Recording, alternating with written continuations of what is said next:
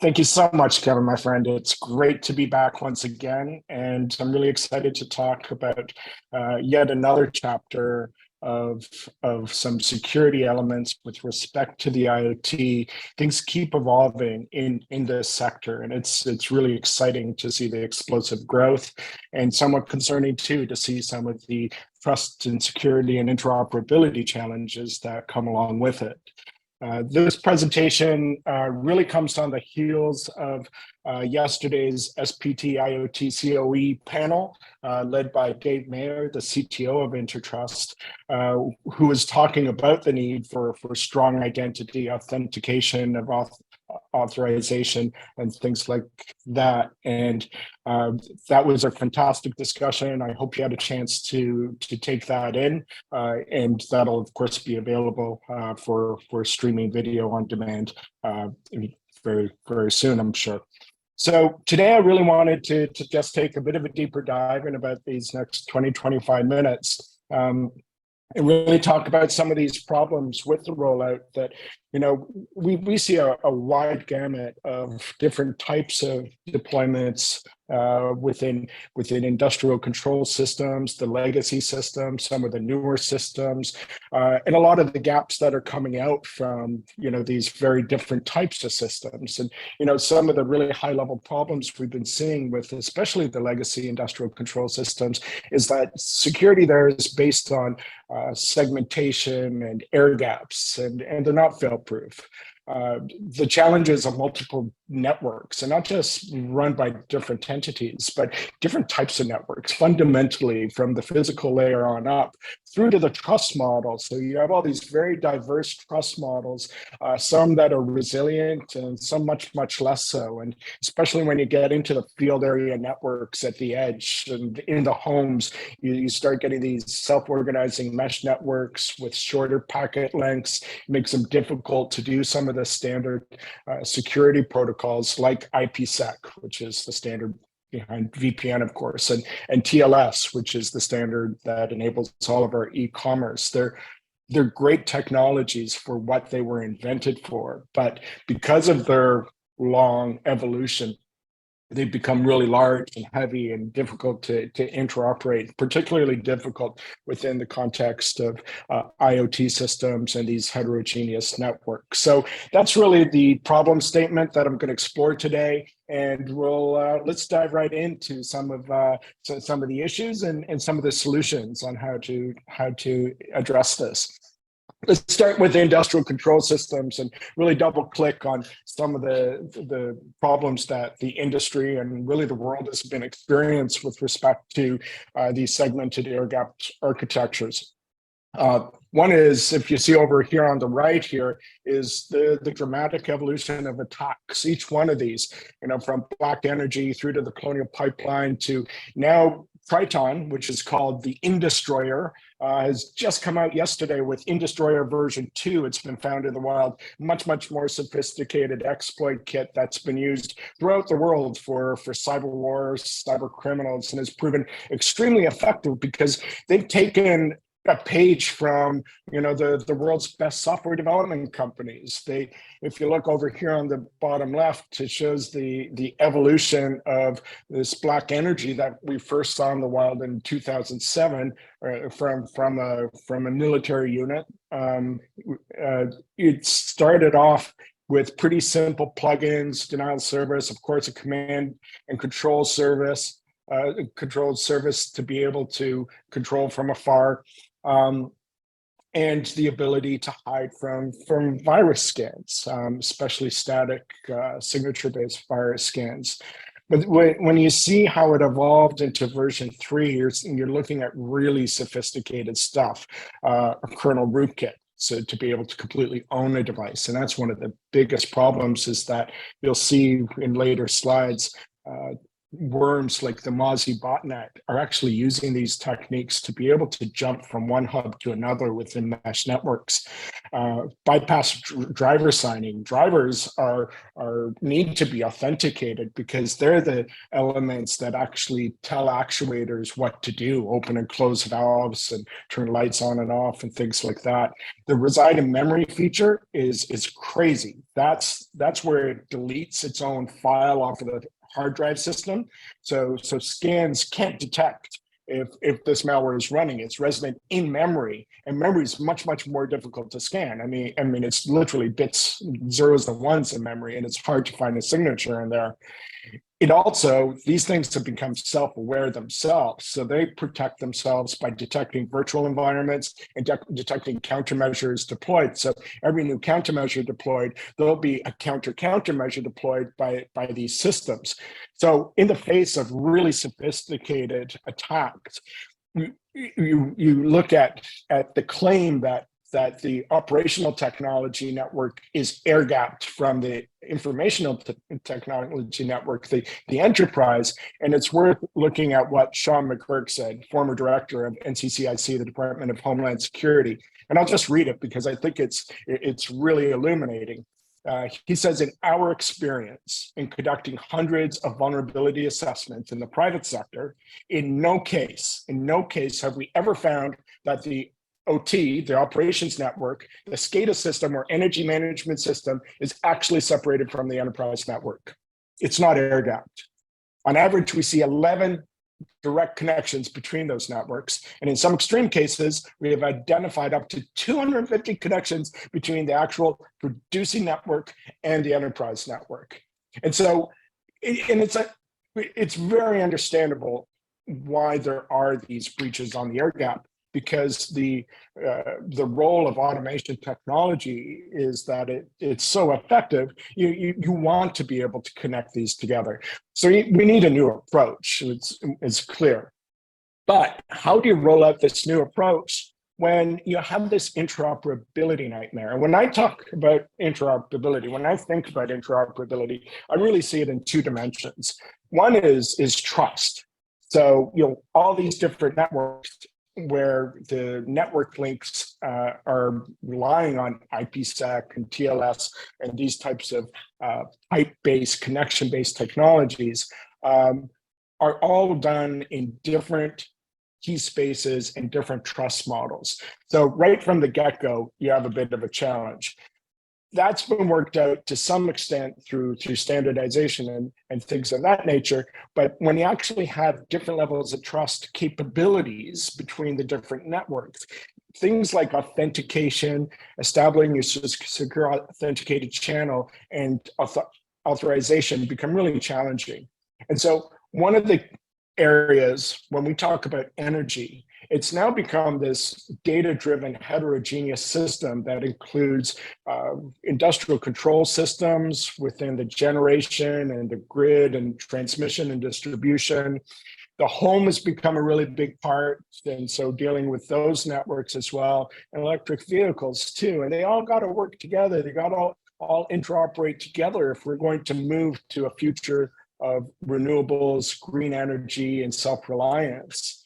And so a different, and very new types of energy systems are coming online. Photovoltaics, they're all connected, and the ones on your rooftop are usually connected by some sort of 4G, 5G cellular connection, whereas wind farms, especially offshore wind farms, are more in the paradigm of SCADA-based industrial control systems. So even with renewables, you have a very different mix of both networks and security technologies. And then when you start getting into charge points authenticating cars and vice versa, the authorizations for enabling charging, what do you do in peak times and demand response conditions and things like that.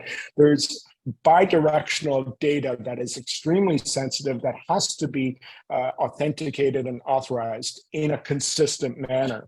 And what's really important is that all these different networks, you have these mesh networks in the home, you have these mesh networks in the smart meter implementations, you have in addition, you have these hub and spoke types of architectures. And so when you're trying to bring in, for instance, home energy systems that actually have their own batteries to help with the time shifting of loads, to help with peak shaving and things like that, all the things we need to do to really manage our limited energy and energy resources, it becomes a real challenge. And the home is a critical part. The home represents some 20 to 40% of energy consumed at peak times, and shifting those loads will have a dramatic impact on our generation sources, and how we manage energy as well. But it represents a whole other trust model, and homeowners need the ability to consent into the sharing of their data to optimize the energy consumption from the homes too. And again, having these different trust models, fragmented security technologies is really holding us back. And so we have this whole heterogeneous mix. How do we work it all together? Well, the old ways aren't working. You know, IPsec is a challenge, a number of challenges. One is that once the attackers gain access to the secure tunnel, they have access to everything. They're inside the wire. So it's really no better than the old perimeter-based security systems. Configuration is a nightmare. If you move IP addresses, there's manual configuration. And so that's why very often VPNs you see over time, they just break down. The spec is really complicated. The original key exchange, IKE, was so big and so difficult, they had to throw it out in favor of JFK. It also represents a tremendously large attack surface. And even in iOS, they've shown that the VP tunnels leak. They still can't get this thing working after all these many years. And because it's so heavy, you have all these compatibility issues between different vendor implementations. And TLS, it's better. It's an app-based protocol, but it's tunnel-based, it's connection-based. It doesn't persistently protect the data at rest. It too has gone through evolutions, big code base, and it relies on the security of keys and certificates, which is a good thing. That's a fundamental principle of security. But when you have these different trust models and key spaces going across different heterogeneous environments, that can be very challenging as well from an interoperability point of view. And so, in addition, both of these technologies, particularly TLS, has been designed to be implicit. Implicit because when you're on Amazon, if you're doing e-commerce and things like that, you want the security of your data, but you don't necessarily want to be explicitly identified. And the paradigm in the IoT is exactly the opposite. You have to have explicit identification of every endpoint, especially those authorized, authenticated endpoints that are sending commands to devices so that rogue commands aren't introduced. And that's one of the biggest problems. And that's one of the vectors through which malware has infected these IoT networks.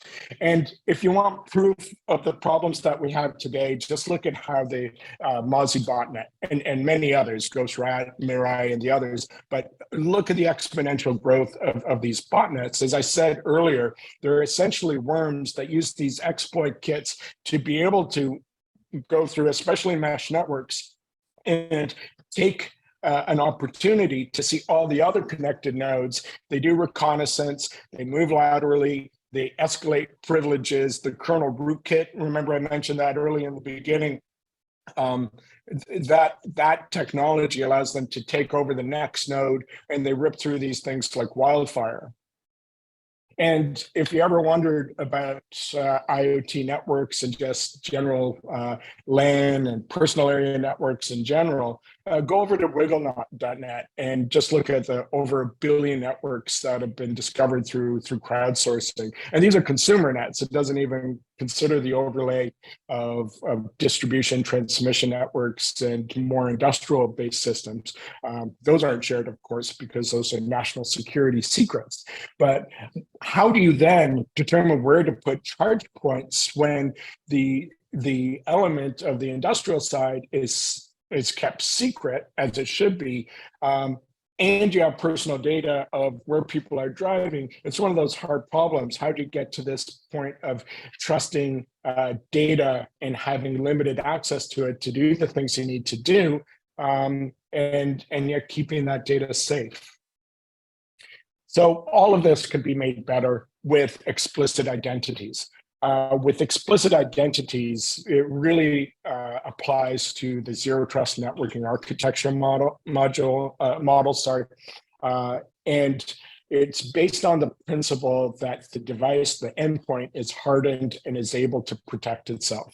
And that is a principle that, if you looked at standards like PSA certified, for instance, you are seeing now chipsets from Qualcomm, from Infineon, from ST Micro, from NXP, and on, that have really strong hardware-based security in the chip up. So you need to be able to, and you are able to, quite easily create a hardened endpoint, no matter even the most limited sensors and actuators.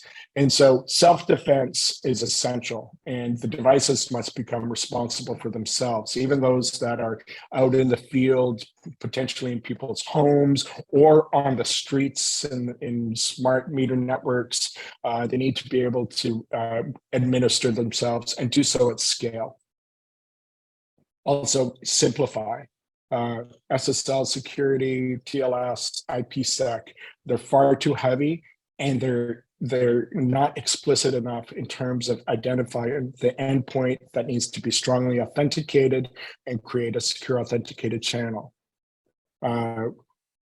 Also, persistent protection is critical. We've seen that SSL, TLS, IPsec, they protect data in transit, but it's a tunnel-based approach. Once it comes out of the tunnel, it comes into an unprotected environment, and that unprotected environment is often compromised by one of these botnets. The data needs to be resiliently protected from the hardened endpoint at the edge to the cloud. Now, app-level security to tunnel through Zigbee and Modbus nets, that's the way to go, because by having the technology for protection pulled out of the network stack, then you don't rely on that network stack anymore. You just rely on the resilience of the endpoint. That protects the data persistently from the edge all the way through to the back end. And even more importantly, it enables the capability for an authenticated, authorized entity, whether at the edge to talk to the deep edge or in the cloud to talk to the edge, to give commands in real time and operate and optimize our networks and our systems. And so that leads to a real end-to-end security. Data is only touched in the protected processing environment of the endpoint at the deep edge or the edge and the cloud, and it's independent, it's agnostic to whatever network it goes through. It could go through networks that don't even have any decent kind of security in and of themselves.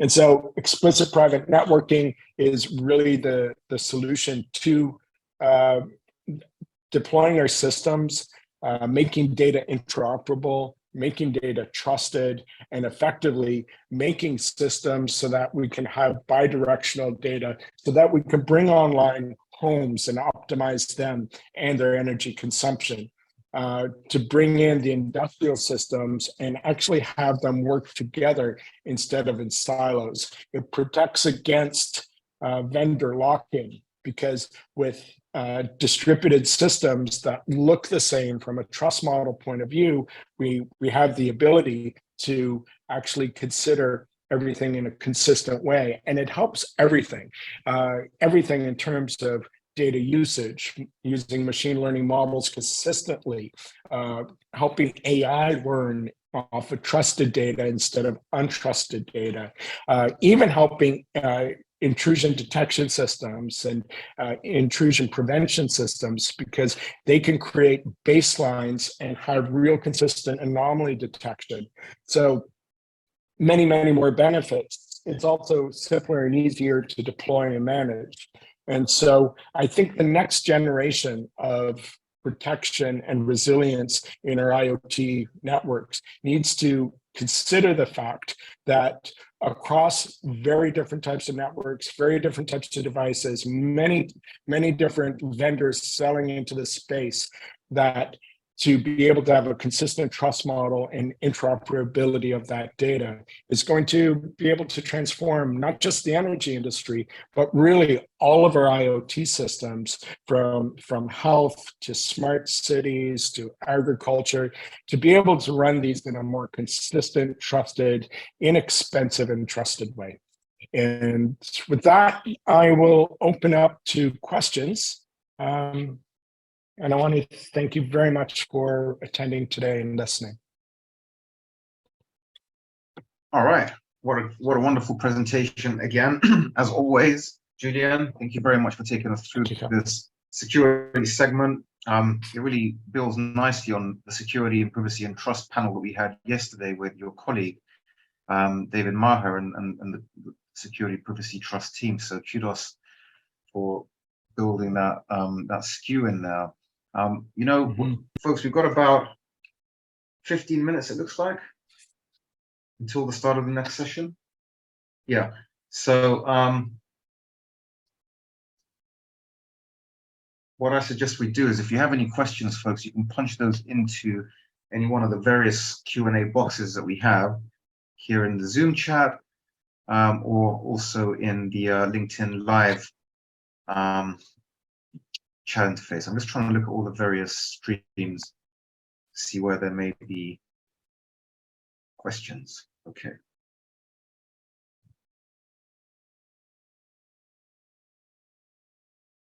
I guess one of the questions that I would like to have answered is, where would you put this alongside something like a zero trust policy or strategy? Oh, that's a great question, Kevin. It's the policy-based management of these systems is critical, right? And in fact, being able to dynamically update policies from an authenticated, authorized source is part of what gets enabled when you have an infrastructure of trusted communications and interoperability. So, for instance, think about a car. A car is basically an electric vehicle today is a battery on wheels, a sophisticated one with a sophisticated computer on it. It's going to have different roles depending on where it is and in fact what it's doing. If it is on the road, that battery is going to be dedicated to powering the vehicle, of course.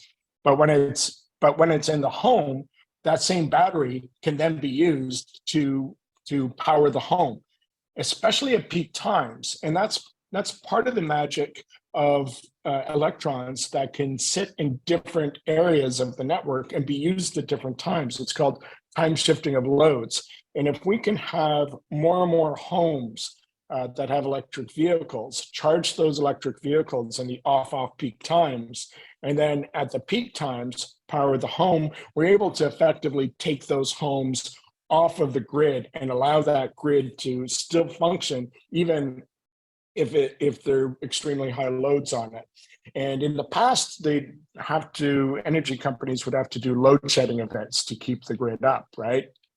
Now, instead, we can imagine these EVs powering the home. And what that enables is, in some companies, and we're actually working, for instance, with EIP Grid, that is an innovator in this space, to create what are called virtual power plants. So that savings from the home at that peak time can then actually be put into a number of gigawatts that is then managed like a true power source.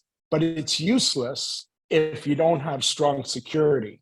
If this can be hacked, and there'll be incentives for people to, do things, and certainly malicious actors to mess things up, you'll lose the balance in the grid. And the grid has to be always balanced between load and the provision of electrons, right?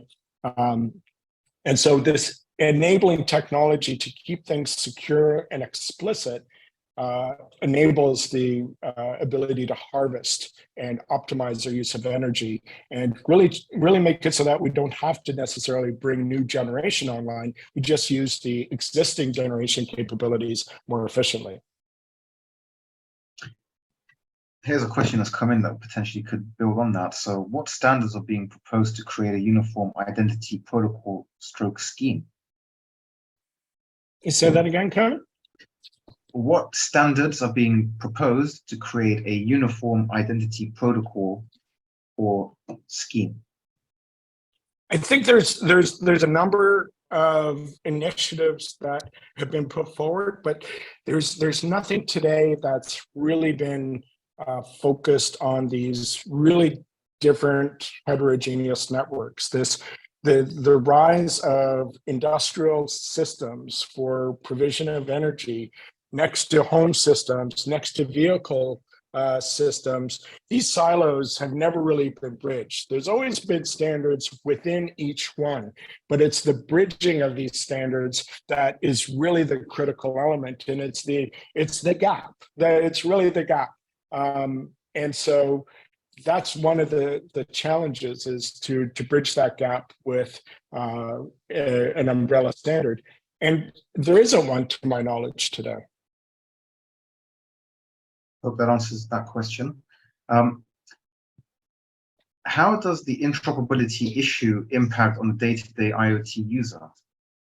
Then there are different kinds of users, of course, right, Cameron? There's the industrial user that's looking to bring in new equipment into their generation and their transmission and the distribution in their edge network with smart meters and things like that. So there's that class of devices, and then there's the user in the home that's going to be plugging in a energy optimized air conditioner or heat pump and things like that. All these things are connected. We're figuring out how to get internet everywhere, which is fantastic. But now the next step to easily plug and play is to have interoperable data and to have interoperable trust. And that's the next challenge for all these things. And then also, if you think about it, these three different environments of industrial energy, the home, and vehicles, we need to have interoperability, visibility, transparency, and trust between all three. And to get to that, it's the next big problem to solve. And the mechanisms by which you do that, the principles are in the trust sphere, is to have interoperable key spaces and keys that speak to and express the authenticated explicit identity, first of all. So you can create a secure authenticated channel to that endpoint. And then when you have that fundamental, then you can have consistent authorization. So there's a trust model element. And then the next element is to standardize and normalize the data. And again, there aren't consistent standards among these three really critical environments. And that's something that I could see both de facto and de jure standards evolving. And de facto is when you have proprietary systems and you have a single entity trying to control things. I think de jure is a better way to go, working together with the private sector so that you can have more consistency and wider effect. So that's the key to it.